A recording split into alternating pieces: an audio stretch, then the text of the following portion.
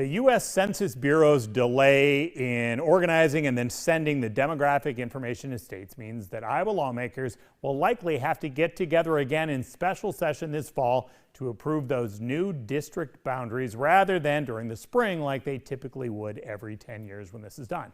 Now, the redistricting delays could delay the decisions in some major Democratic races like Congress, governor, and U.S. Senate. 3rd District Congresswoman Cindy Axne, State Auditor Rob Sand, and former Secretary of State nominee Deidre DeJear are looking at their options. So are Waterloo's State Representative Roz Smith, former U.S. Senate candidate Michael Franken, and former congressional candidate J.D. Scholten, among a few others. Our Insiders panel begins with Congresswoman Axne's future. She did a great job winning re-election when obviously, unbeknownst to us, the win was not at our back like we thought. So I'm sure she's looking at something beyond or to run for re-election again. I think we've all been through redistricting multiple times. I worked for members of Congress. They moved or in both parties to sort of figure out what the lines are. My hope is that they continue through the nonpartisan redistricting process, even though the Supreme Court has sort of weighed in. They'll probably likely have a new session in September, or when the information comes back. What will likely happen is that there'll still be 3 competitive districts, and one maybe not so more Republican. Depending on how it looks, depending on what the map looks, they do have the possibility of voting down. The Republicans are all in charge, so they have the possibility of voting 2 maps down, which then it would mean that they would create their own districts in the House and Senate. But and Congress. You don't think that's going to? Do you think that's going to happen? That's not going to happen, right? No, I don't think. I don't think so. Not likely. It hasn't since 1980. You're right. So I think people are looking at this and saying, okay, where are the districts? Where do I live? And what's potentially the future? Where they live doesn't always have to make That's that much true. difference. That's true. But sometimes it helps. So those kind of people move. Yeah, I think I think if you would have saw an overwhelming Democratic win last cycle, which did not happen, obviously, it was a really tough time for us in Iowa. You would have seen more people come out the gate. Okay, so if Cindy Axne calls you and says, which of these 3 should I go after next year, House, Senate, or Governor, you would say what? Well, I don't pretend to give Cindy Axne advice. But you can right here. I mean, sure, I'll sit here with Doug Gross and on TV and tell you what I would tell Cindy. Yes, please. But I would say, listening. here's what I think. I think Cindy would be a very strong candidate. I think we have one thing about Democrats, even though we had a tough years, we have a great bench. We have very interesting people with really good backgrounds who can potentially hop in here. I think these jobs are very different.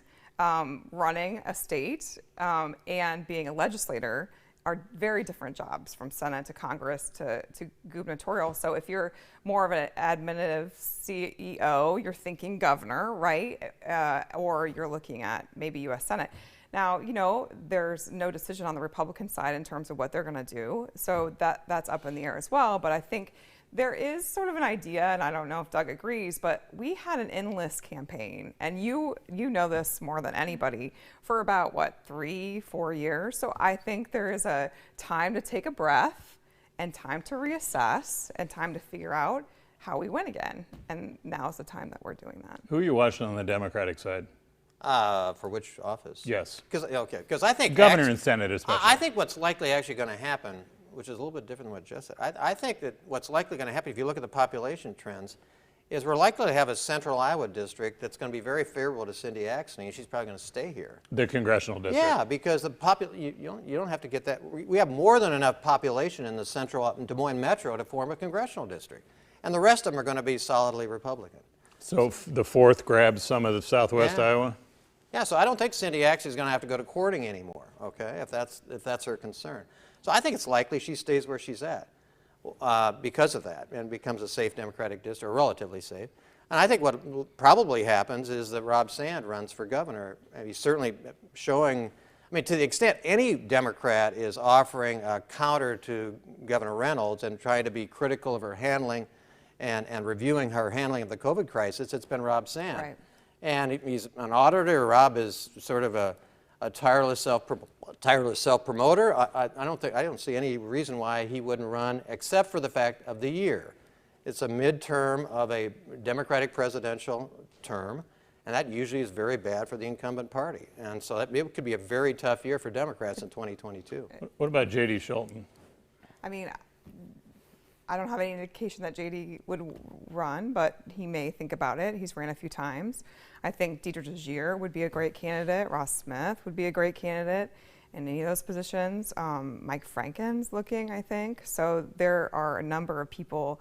Definitely Rob. I think I like to say maybe shameless public servant, but a good alternate to what we're seeing in the governor's office, as you said, who's tends to rely sort of on the right. I think the difference is in this election, there are a lot of questions. There was a Trump surge vote in the last election in 2018.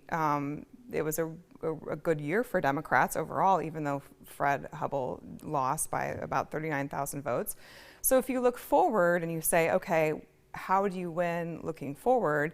You wonder if that Trump surge vote is going to turn out. Joni Ernst got about 34,000 less votes than Trump did, which is significant when Teresa Greenfield only got 3,000, 4,000 less votes than Biden. We have a lot of rebuilding to do, but you also have, accountability issues on the Republican side. And so if you're playing towards your base and your base doesn't show up, even though it could be very difficult, but we also